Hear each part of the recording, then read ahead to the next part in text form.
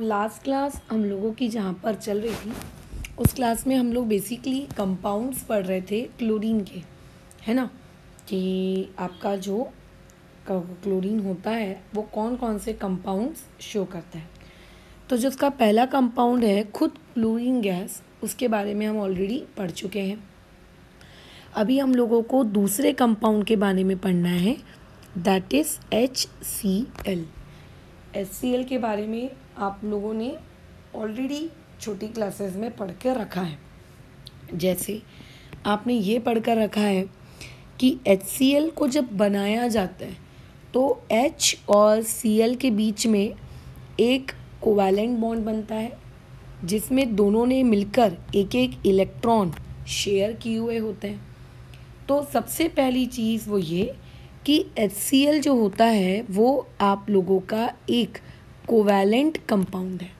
अब कई लोगों को ऐसा लगता है कि क्योंकि हम HCl को ब्रेक डाउन कर सकते हैं in the form of H plus in the form of Cl negative, तो उन्हें ऐसा लगता है कि अच्छा ठीक है तो ये आयोनिक होगा, बट नहीं, ये कोवैलेंट कंपाउंड होता है।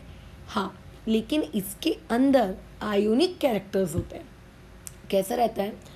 फजान्स रूल जो होता है, फजान्स रूल क्या कहता है, दुनिया में कभी भी कोई भी कंपाउंड ना तो 100% आयनिक होता है ना तो वो 100% कोवैलेंट होता है। उसके अंदर कुछ ना कुछ कोवैलेंट के कैरेक्टरिस्टिक्स होंगे अगर वो आयोनिक है तो, और अगर वो कोवैलेंट है तो उसके अंदर कुछ ना कुछ आपके आयोनिक वाले कैरेक्टरिस्टिक्स होंगे। ठीक है, खैर, और हम लोग HCl के बारे में क्या जानते हैं? यही कि इसका जो मोलर मास होता है वो होता है 36.5, हाइड्रोजन का 1 और आपके पास जो क्लोरीन है उसका 35.5, तो टोटल कितना हो गया? 36.5। ये वो बेसिक जानकारी है जो आप लोगों ने छोटी क्लासेस में पढ़ी होगी। ठीक है, और इसके अलावा हम लोग क्या जानते हैं कि ये एक एसिड के जैसे बिहेव करता है, बिहेव एज अ एसिड। बराबर, क्यों ये एक एसिड के जैसे बिहेव करता है? इसका रीज़न क्या है? अगर HCl को आप पानी में डालते हैं, पानी मतलब आप लोगों का H2O, तो ऑक्सीजन के ऊपर जो लोन पेयर होते हैं ना, उनका दिल आ जाता है HCl के H पर। तो वो HCl के H को क्या बोलते हैं कि HCl, हमारे पास जो H है और तुम्हारे पास जो Cl है, उन दोनों के बीच में जो ये बॉन्ड है, एक काम करो, तुम ये जो बॉन्ड के पास ये जो दोनों इलेक्ट्रॉन है ना, ये दोनों इलेक्ट्रॉन्स को क्या कर दो? Cl को दे दो। और ताकि जब तुम दोनों इलेक्ट्रॉन Cl को दे दोगे तो वो क्या बन जाएगा? Cl नेगेटिव बन जाएगा, है ना। और क्योंकि H के पास अब कुछ भी इलेक्ट्रॉन्स नहीं है, उसने बल्कि जो इलेक्ट्रॉन शेयर हो रहे थे एक H का, एक Cl का, उसमें से उसका जो खुद का इलेक्ट्रॉन था वो भी बल्कि उसने किसको दे दिया? आपके Cl को दे दिया। तो उसने क्या प्रोड्यूस कर लिया? उसने H पॉजिटिव आयन्स प्रोड्यूस कर लिए। ठीक है, जिसको हम लोग क्या कहते हैं, कई बार H3O पॉजिटिव भी कहते हैं। यानी कि आपकी मर्ज़ी, आप चाहो तो उसको H कहो, H पॉजिटिव, या फिर आपकी मर्ज़ी आप उसको H3O पॉजिटिव कहो। ठीक है, क्योंकि वो H प्लस कौन एक्सेप्ट कर लेता है? ऑक्सीजन के लोन पेयर्स एक्सेप्ट कर लेते हैं। मैंने क्या कहा? ऑक्सीजन का दिल आ जाता है उस हाइड्रोजन पर, तो वह हाइड्रोजन को बोलता है कि मेरे लोन पेयर को यूज़ करो और आके मेरे साथ कोऑर्डिनेट बॉन्ड बनाओ। तो इसीलिए H3O पॉजिटिव बनता है। तो क्योंकि पानी में जाने के बाद HCl ने अपने अंदर से H निकाल कर दिया, इसीलिए HCl को किसके जैसा कहा जाता है? उसे एक अरेनियस एसिड के जैसे कहा जाता है। क्योंकि कोई भी चीज़ पानी में जाने के बाद अगर H पॉजिटिव बनाकर देती है तो बेसिकली वो आप लोगों की क्या रहती है? आप लोगों का अरेनियस एसिड रहती है। ये हम सारी बात जानते हैं। इसके अलावा आपने HCl के बारे में एक और जानकारी सुनी होगी, बल्कि बहुत बार सुनी होगी। मैंने कितनी बार बताया है, हर गैस को टेस्ट करने का एक तरीका होता है। जैसे अगर तुम्हें डाउट है कि फ़लाना जगह से हाइड्रोजन गैस निकल रही है, अगर आपको CO2 गैस की प्रेजेंस को कंफर्म करना है तो आपने 10th क्लास तक पढ़ा होगा, एक लाइम वाटर टेस्ट होता है, ठीक है। पहले लाइम वाटर के थ्रू उस CO2 गैस को पास कराया जाता है। अगर lime water milky turn out हो जाए तो हम क्या कहते हैं कि हाँ, हम लोगों का जो है करके आपका गैस को कंफर्म CO2 है। वैसे ही अगर आपको अमोनिया गैस की प्रेजेंस को डिटेक्ट करना है तो जिस जगह से अमोनिया गैस निकल रही है ना, उस जगह के पास आप एक टेस्ट ट्यूब लेकर जाओ और उस टेस्ट ट्यूब के सामने, मतलब टेस्ट ट्यूब नहीं, सॉरी, क्या कहते हैं उसको हम लोग, ग्लास रॉड लेकर जाओ। जिस ग्लास रॉड को हमने डिप करके रखा हो HCl में, और जब अमोनिया और ग्लास रॉड के बीच में रिएक्शन होगी, उस ग्लास रॉड के अंदर मौजूद HCl के बीच में रिएक्शन होगी, तो आपका प्रोडक्ट क्या बन जाएगा? Product will be NH4Cl। और ये जो NH4Cl बनता है ना, ये NH4Cl की बहुत ही ज़्यादा डेंस वाइट फ्यूम्स आपको देखने को मिलेगी। जब भूत आता है, धूं धूं धूं धूं धुआं दिखता है ना मूवीज़ में, उस टाइप का वाइट वाला आपको धुआं, वैसा आपको धूं धूं धूं वाइट कलर का धुआं आपको देखने को मिलेगा। तो आप कहना कि अच्छा, अरे वाह, तो ये है हम लोगों की अमोनिया गैस का मतलब कंफर्मेशन। और हम लोगों ने HCl का यूज़ कहीं देखा है क्या? बिल्कुल, 10th क्लास में आपने एक जगह और HCl का यूज़ देखा है। 10th क्लास में आप क्या पढ़ते हैं कि जो गोल्ड, सिल्वर, प्लैटिनम, ये वाले जो मेटल्स होते हैं ना, बड़े ही ज़िद्दी होते हैं। अगर आप इनको एसिड्स के साथ रिएक्ट करवाओगे, जैसे गोल्ड को हाइड्रोक्लोरिक एसिड के साथ, नाइट्रिक एसिड के साथ, सल्फ्यूरिक एसिड के साथ, तो ये इतने नोबल एलिमेंट हैं कि ये रिएक्ट नहीं करते।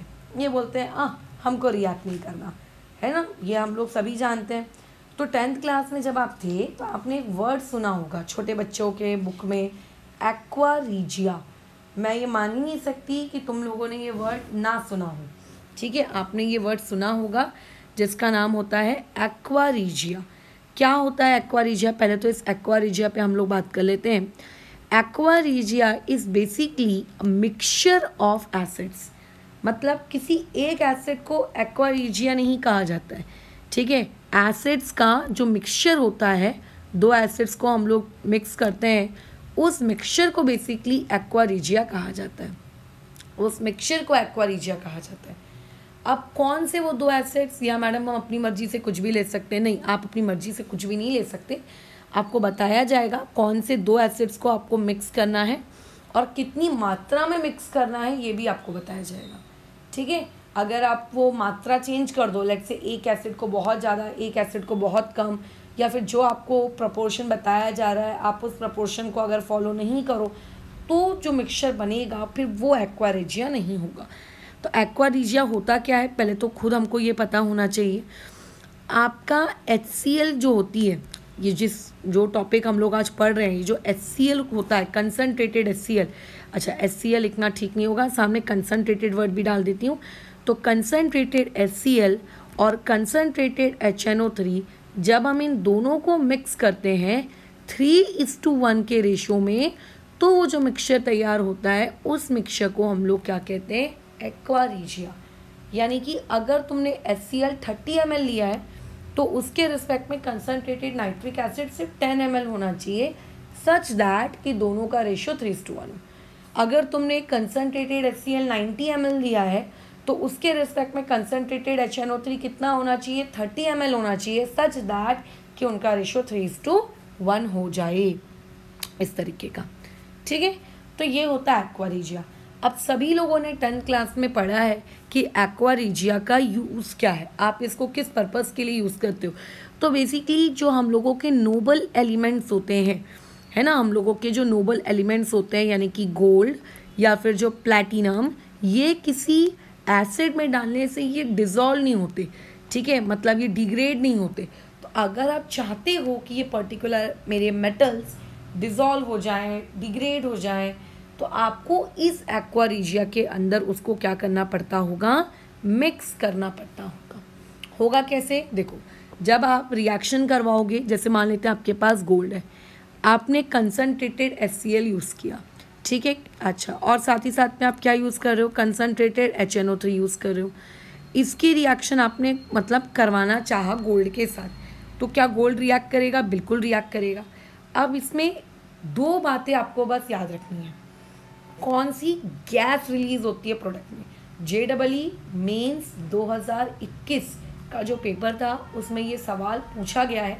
कौन सी शिफ्ट में पूछा गया है वो तो मुझे अंदाज़ा नहीं है, याद नहीं है एग्जैक्टली, बट ये सवाल ऑलरेडी मेंस 2021 में आया है। ठीक है, मेंस 2021 का जो आई थिंक ये पहले अटेम्प्ट में ही पूछा गया था, जो फर्स्ट अटेम्प्ट हुआ था, सबसे पहला अटेम्प्ट पेपर का आई थिंक दिसंबर में जो हुआ था उसमें ये पूछा गया था कि जब एक्वा रिजिया रिएक्ट करता है इसके साथ, किसके साथ? आपके गोल्ड या प्लेटिनम के साथ, तो कौन सी गैस बाहर रिलीज आउट होती है? तो एकदम ध्यान रखना, चाहे आप गोल्ड लेकर आएँ चाहे आप प्लेटिनम लेकर आएँ, जब आप इनकी रिएक्शन करवाएंगे इस एक्वा रिजिया के साथ तो दोनों जगह एक सेम ही गैस रिलीज होगी, और उस गैस के बारे में जानकारी होना ज़्यादा ज़रूरी है। That gas is NO, that gas is NO, nitrous oxide. ठीक है, कौन सी गैस रिलीज होती है यहाँ से? Nitrous oxide. क्या आप लोगों ने ये NO वाली गैस के बारे में इससे पहले कभी पढ़ा है? 1000 बार मैं तुमको बता चुकी हूँ, ठीक है, 1000 बार मैं तुम्हें बता चुकी हूँ कि नाइट्रोजन के टोटल 6 ऑक्साइड्स होते हैं। अच्छा, मैंने नाइट्रस ऑक्साइड बोल दिया क्या? Please corrected, it is nitric acid, nitric oxide, nitric oxide. 1000 बार मैं बता चुकी हूँ कि नाइट्रोजन के टोटल 6 ऑक्साइड्स होते हैं। उनमें से कौन सा ऑक्साइड एसिडिक है, कौन सा ऑक्साइड न्यूट्रल है, ये आप याद रखिए, क्योंकि बेसिक ऑक्साइड उनमें कोई भी नहीं है। जो हैं या तो वो एसिडिक हैं, 6 में से टोटल 4 एसिडिक हैं और जो 2 हैं वो न्यूट्रल है। ठीक है, बल्कि NO यानी कि नाइट्रिक ऑक्साइड, ये वो एक ऐसा ऑक्साइड है जिसमें आपको ऑड इलेक्ट्रॉन स्पीशीज़ है। मतलब अगर आप इसका लेविस डॉट स्ट्रक्चर बनाओगे तो इसमें सेंट्रल एटम पर या किसी एक एटम पे आपको लोन पेयर्स नहीं मिलेंगे, एक पेयर मिलेगा और एक बेचारा अकेला इलेक्ट्रॉन मिलेगा। जब आपने केमिकल बॉन्डिंग पढ़ी होगी तो इस NO के बारे में ये पता किया होगा कि एक 3 इलेक्ट्रॉन स्पीशीज़ है।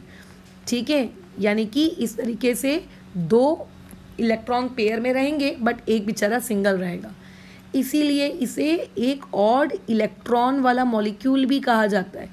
कई बार पेपर में क्वेश्चन आ सकता है, identify the odd electron molecule. अच्छा, अगर इस NO के बारे में बात करूँ तो पहली बात तो ये कलरलेस गैस होती है, इसका कोई कलर वलर नहीं होता। हाँ, लेकिन नेचर की अगर बात करें तो ये न्यूट्रल होती है। ठीक है, ये कैसी होती है? न्यूट्रल। यहाँ पे ऑक्सीडेशन स्टेट नाइट्रोजन की इस पर्टिकुलर में कितनी होती है? +2 होती है। ये आपको पता होना चाहिए। आपको इसके स्ट्रक्चर का मतलब ड्रॉ करते आना चाहिए इसका स्ट्रक्चर, क्योंकि ये मैंने क्या कहा, ये एक ऑड इलेक्ट्रॉन मॉलिक्यूल है, तो इससे रिलेटेड इसका लेविस डॉट स्ट्रक्चर जल्दी नहीं बनता है लोगों से, क्योंकि हम लोगों को यूजुअली ऑड इलेक्ट्रॉन वाले मॉलिक्यूल के स्ट्रक्चर ड्रॉ करने की आदत नहीं होती ना। तो कल को इससे रिलेटेड क्वेश्चन आ सकता है कि which of the following is the correct structure of NO। तो यहाँ पे आपका नाइट्रोजन होता है, फिर ऑक्सीजन के साथ वो डबल बॉन्ड बनाता है। नाइट्रोजन के पास तो बड़े मज़े से एक लोन पेयर होता है, ऑक्सीजन के पास 2 लोन पेयर होते हैं और एक अकेला इलेक्ट्रॉन होता है। समझ रहे हो क्यों इसको ऑड इलेक्ट्रॉन स्पीशीज़ कहते हैं? समझ रहे हो? क्योंकि इस वजह से अगर तुम इसका रेजोनेटिंग स्ट्रक्चर बनाओ तो रेजोनेटिंग स्ट्रक्चर इसका आप बताइए कैसे बनाएंगे? इसका रेजोनेटिंग स्ट्रक्चर बनाने के लिए ऐसी एक पॉसिबिलिटी हो सकती है कि वो ऑड इलेक्ट्रॉन की जो स्पीशीज़ है वो नाइट्रोजन के ऊपर आ जाए, है ना। इसीलिए नाइट्रोजन के रिस्पेक्ट में इसको 3 इलेक्ट्रॉन स्पीशीज़ कहा जाता है विद रिस्पेक्ट टू नाइट्रोजन, क्योंकि देखो टोटल 3 इलेक्ट्रॉन्स वहाँ पे दिख रहे हैं, बराबर। टोटल वहाँ पे कितने इलेक्ट्रॉन्स वहाँ पे दिख रहे हैं? आपको 3 इलेक्ट्रॉन्स दिख रहे हैं। तो ये पेपर, ये क्वेश्चन ऑलरेडी JEE मेंस 2021 में पूछा जा चुका है कि अगर हम लोग गोल्ड और प्लैटिनम के साथ रिएक्शन करवाते हैं तो कौन सी गैस बाहर रिलीज़ होती है। तो जिस इंसान को ये रिएक्शन पता थी, जिसने पढ़ते वक्त ध्यान दिया था, वो इस सवाल का आंसर अटेम्प्ट करके आ गया, 3 से 4 नंबर उठाकर वो ले गया। सोचो, तो इनऑर्गेनिक केमिस्ट्री आप जो पढ़ते हैं NCERT से, मैं बता रही हूँ बहुत सफिशिएंट होती है, बट अगर आप उसकी एक एक लाइन को ध्यान से पढ़ें तो अगर ऐसा एटीट्यूड है छोड़ो करके तो ऑब्वियस है दिक्कत होगी। हाँ, बाई प्रोडक्ट इन दोनों में सेम होते हैं, वो बाई प्रोडक्ट अगर आपको याद नहीं भी है तो भी चलेगा। जैसे H2O इधर भी आएगा, H2O इधर भी आएगा, लेकिन एक ऐसा प्रोडक्ट होता है जो दोनों में अलग होता है।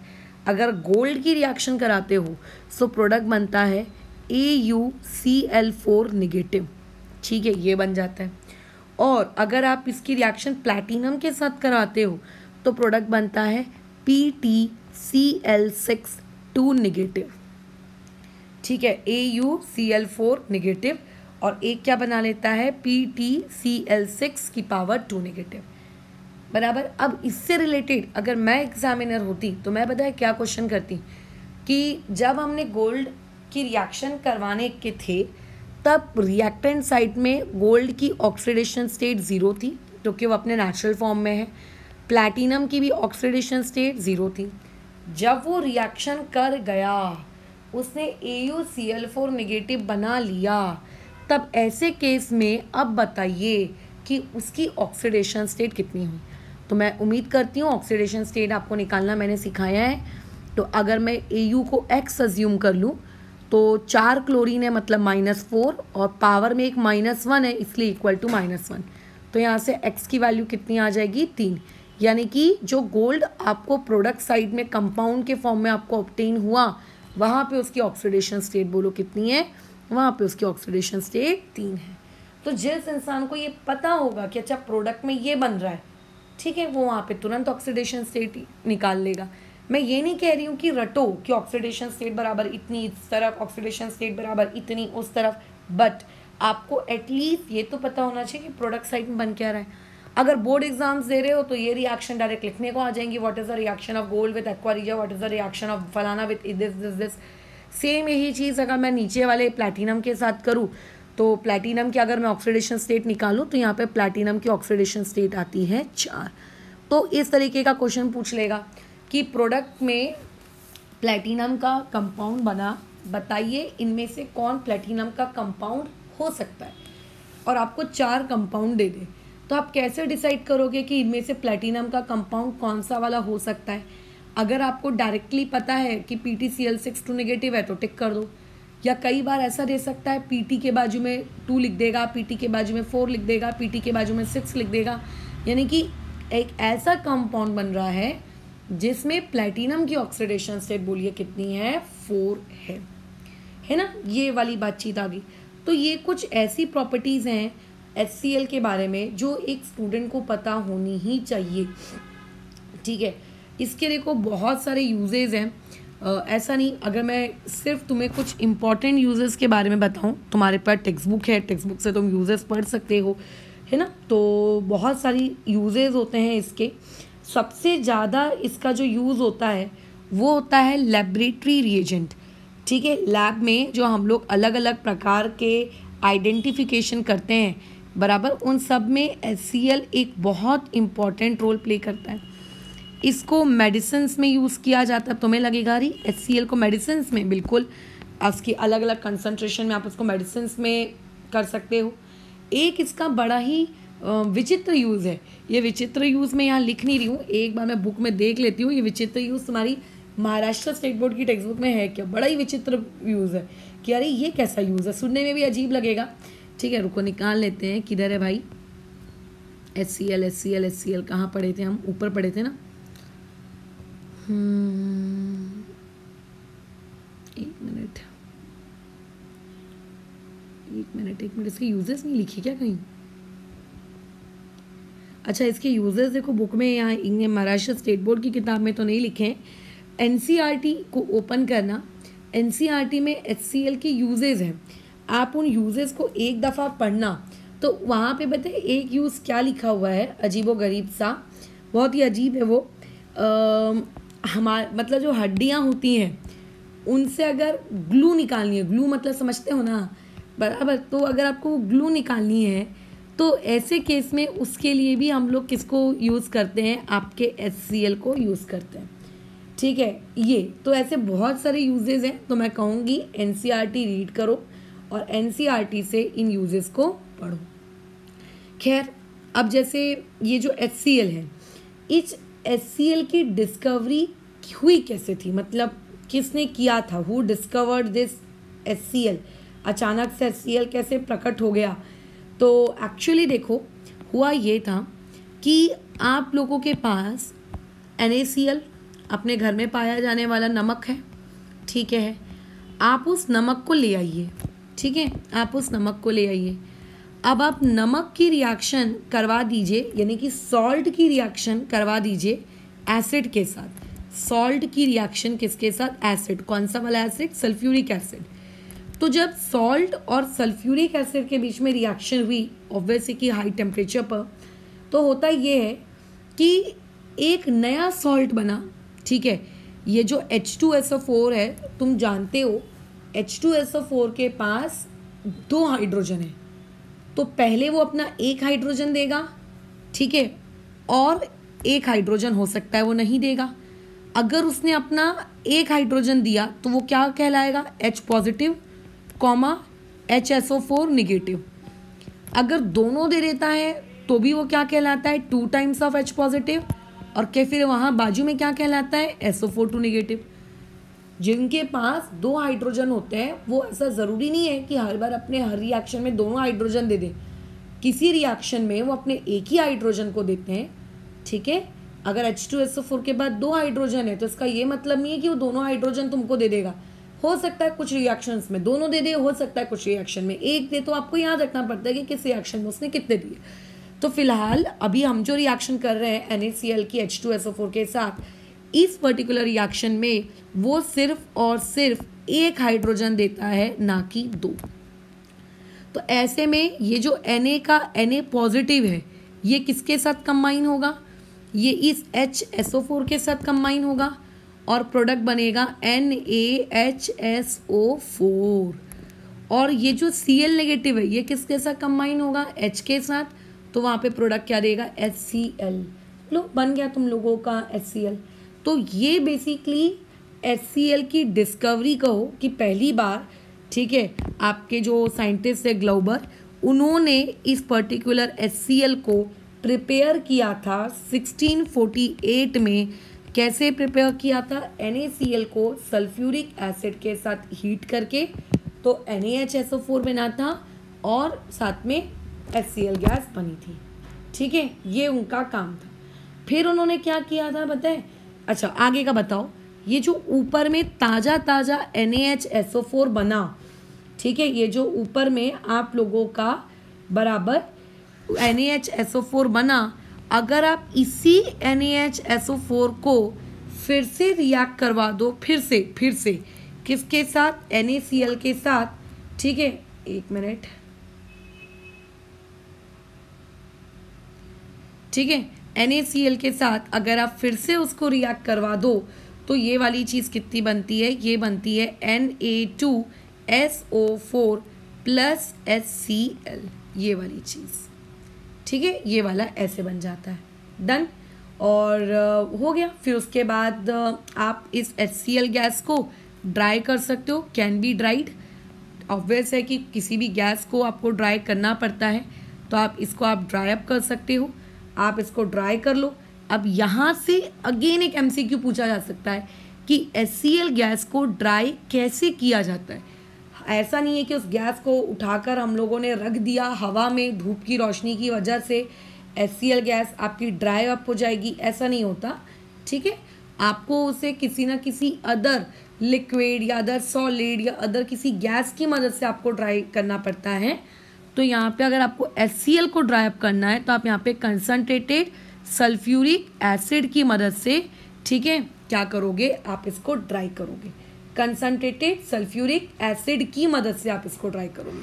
तो ये भी एक पॉइंट है जहाँ से अगर मान लेते हैं पेपर में क्वेश्चन क्रिएट करना हो, लेट्स से MCQ वाला, तो मैं तो यही क्रिएट करूँ कि HCl गैस को ड्राई करने के लिए आप इनमें से कौन सी चीज़ या इनमें से कौन सा केमिकल आप इस्तेमाल करेंगे। बल्कि IIT 2000 में, मतलब 2000 में IIT ने ऑलरेडी एक क्वेश्चन पूछा हुआ है कि अगर अमोनिया गैस को ड्राई करना हो तो हम इनमें से कौन सा फलाना केमिकल यूज़ करेंगे।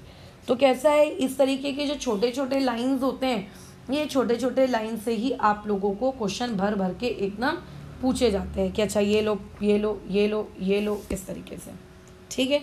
चलो, तो अभी आगे हम लोग कंटिन्यू करते हैं। अच्छा, और क्या बाकी रह गया है इसके बारे में? तो देखो, और तो मैंने जैसा तुम्हें कहा कि यूजेज आप एनसीईआरटी से एक बार रीड कर लीजिए, तो काइंडली एक बार रीड कर लेना उसको एनसीईआरटी से। एक और है जो हमने कुछ दिनों पहले भी, जब हमने सल्फ्यूरिक एसिड की, याद करो, प्रिपरेशन पढ़ी थी, सल्फ्यूरिक एसिड की प्रिपरेशन के दौरान भी मैंने ये बात बताई थी कि अगर आप किसी भी एसिड को रिएक्ट करवाते हो उससे कमज़ोर सॉल्ट से, मतलब एक एसिड को आपने रिएक्ट करवाया एक ऐसे सॉल्ट से जो कि वीक है, जो कमज़ोर है, जो कमज़ोर सॉल्ट से बना है, ठीक है, तो वहाँ पे प्रोडक्ट बनेगा। ठीक है, वहाँ पे प्रोडक्ट बनेगा, याद रखना, वहाँ पे प्रोडक्ट बनेगा। तो अभी क्योंकि हमारी आज की क्लास का हेडिंग ही क्या है कि हम लोग कौन से एसिड के बारे में पढ़ रहे हैं, HCl। तो अब आप HCl को कुछ कमज़ोर सॉल्ट्स के साथ रिएक्ट करवाओ। कमज़ोर सॉल्ट्स मतलब कैसे, जैसे एक कमज़ोर सॉल्ट ले लिया मैंने Na2CO3।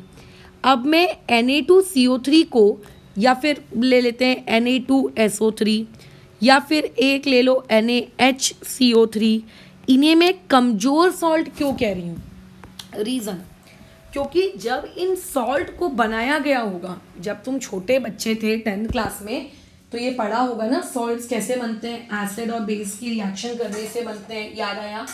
हाँ, तो जब आप छोटे बच्चे थे तो छोटे बच्चों में आपने ये पढ़ा होगा कि अगर आप कमज़ोर एसिड लो, वीक एसिड, तो जो सॉल्ट बनता है वो आपका कैसा रहता है, वीक एसिड वाला सॉल्ट, उसमें उसका एसिडिक कैरेक्टर कैसा रहता है, ना के बराबर। अगर एसिड वीक है तो, अगर बेस वीक है तो उसके अंदर बेसिक कैरेक्टर कमज़ोर वाला रहता है। अगर दोनों ही वीक हैं तो भैया पूरा सॉल्ट ही वीक होता है। ये खैर आपने आयनिक में भी पढ़ा होगा। तो Na2CO3 और HCl का अगर मैंने ये रिएक्शन करवाया तो अब इसका प्रोडक्ट हम कैसे लिखेंगे। तो जब हम लोग जिस दिन H2SO4 के बारे में पढ़ रहे थे उस दिन भी मैंने प्रोडक्ट लिखना सिखाया है। कुछ नहीं करना है, सॉल्ट का जो कैटायोनिक पार्ट है, सॉल्ट का जो कैटायोनिक पार्ट है, जैसा आप double displacement reaction 10th class में करते थे ना, सेम वही डबल डिस्प्लेसमेंट रिएक्शन आपको यहाँ पे भी करनी है। इस Na को, सॉल्ट के कैटायनिक पार्ट को एसिड के अनायनिक पार्ट से मिला दो तो क्या बन जाएगा, NaCl, है ना, NaCl। ये लिख दिया हम लोगों ने NaCl। यहाँ पे भी इसकी और इसकी रिएक्शन करवा देंगे, क्या बन जाएगा, NaCl। यहाँ पे भी इस Na और इस Cl की रिएक्शन करवा देंगे, क्या बन जाएगा, NaCl।